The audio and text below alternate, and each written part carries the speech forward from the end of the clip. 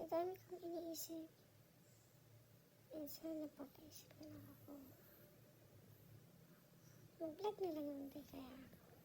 Maging vlogger ba? Tapos iniisip ko pa dyan, anong uulamin ko. Habang nakatitig ako sa mga picture ng mga pamilya ko, ng mga anak ko. Wait lang. Babak. Flip camera ko. Ay, di ba na pwede? Yawa. Yan. Yan.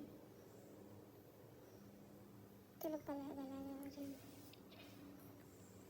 So yun na nga. Napapaisip ako kung ano yung sasawag ko dun sa munggo na pinakuluan ko kahapon.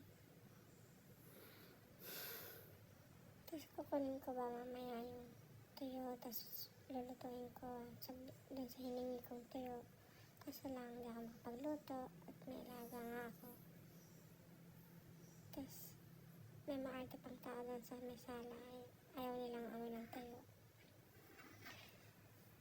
Napapaisip ako kung hanggang ganito na ng buhay ko, umain ng bata.